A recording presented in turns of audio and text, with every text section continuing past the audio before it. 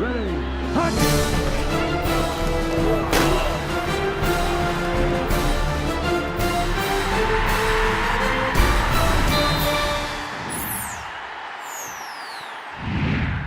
14. Bob Stoops was a perfect 14-0 as head coach of the Sooners against ranked opponents here at Owen Field. 14. The number of years it had been since Oklahoma had lost against a ranked opponent at home. 14. The number of points Kansas State scored in the fourth quarter to end both those streaks here on Saturday night.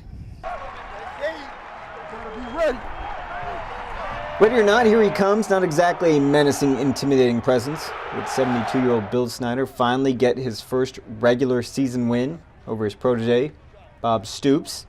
Early in the second, with the Sooners backed up deep in their own territory, Landry Jones tries to make a play, but instead makes a costly mistake.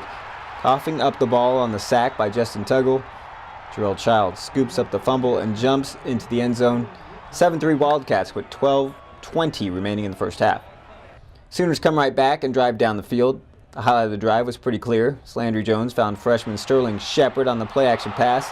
All the former Heritage Hall Charger does is elevate right over 5'10" defensive back Nigel Malone. Pass is good for 10 yards. 2 plays later, OU is at the K-State 1-yard line and Blake Bell is looking to bully his way into the end zone, except the Belldozer forgets the most precious cargo, the football. Fumble is recovered by K-State's Ty Zimmerman. OU's disastrous day continues. Each team would add a field goal, and believe it or not, it was 10-3 Kansas at the break.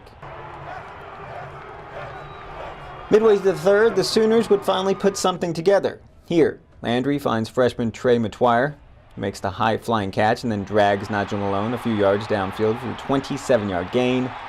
McTwire had 3 catches for 39 yards. Big Frank Alexander, a little bit impressed by that. Then Blake Bell caps the 11-play, 88-yard drive with a 3-yard run. This time, he goes ahead and takes the ball in with him. Just like that, the Sooners are back on top, 13-10. After forcing the Wildcats to punt, Landry makes another bonehead play. Feeling the pressure, Jones makes a wacky throw off his back foot, and it's promptly picked off by Ty Zimmerman at OU's 38-yard line. 3 minutes later, Kansas State has a Belldozer of its own. His name is Colin Klein. The 6'5", 226-pound bruiser patiently waits for his blockers and scampers into the end zone pretty much untouched. 17-13 Wildcats with 13:16 left. Klein ran it 17 times for 79 yards, and the score, he also completed 13 of 21 passes for 149 yards. Landry Jones would go for 3 the next short drive, and Kansas State would get the ball back and drive 77 yards in only 8 plays. This time it's a little 5'7" running back named John Hubert, who basically rips out the heart of the Sooner defense by running straight through it. It's a 9-yard trek to pay dirt. OU trails by 11 with only 7:27 remaining.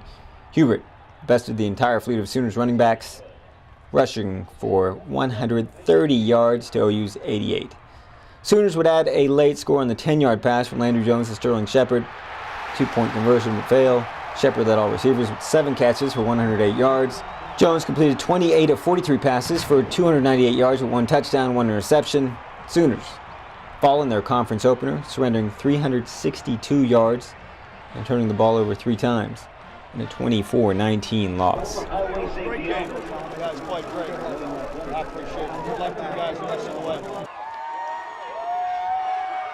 You know, we overall the turnovers. You know, you have to take care of the ball, and that's a mindset. It's a discipline. It's being able to do it. You know, there's just you can't win like that. I mean, that's a 14-point swing in a tight game with a really good team. That's, you know, so there's a lot of what was out there tonight was pretty decent, right? You know, but then you get to the goal line and you fumble the football. Well, that drive counts for nothing.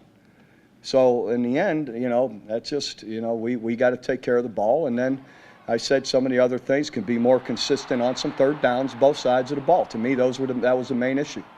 It's definitely frustrating. You know, we have a lot of good players on this offense. You know, and a lot of good running backs, a lot of good offensive linemen, receivers. We got a lot of skill, but just seems like we can't put it together. Playing really dumb football, me especially. You know, fumble, pick. You know, and I miss Moose on tight end pop play. Just a lot of different plays out there that I didn't make and that I needed to make for us to be successful. Tremendous confidence in Landry. You know, he is a great arm. He knows what he's doing back there. And I feel like, you know, he takes a lot of heat for, you know, a lot of the mistakes that we've made, you know, offensive line, running backs, receivers.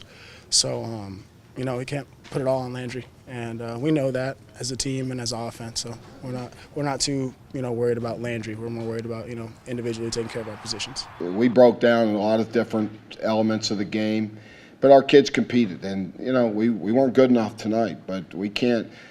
You know, we don't want to go beyond that. Again, I think you get over analytical.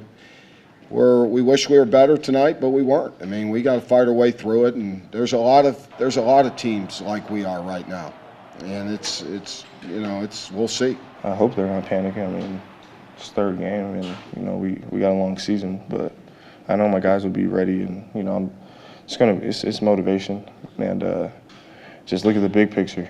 You know, can't get down already. So Bob Stoops has learned many lessons from his mentor Bill Snyder over the years. Snyder's Wildcats always maximize their ability by minimizing their mistakes. That's a lesson these Sooners will need to learn if they hope to have any chance of contending for a Big 12 title this season. Oklahoma now has a much-needed bye week before heading to Lubbock to take on Texas Tech on October 6th. Reporting from Owen Field in Norman, Damon Fontenot, News OK Sports.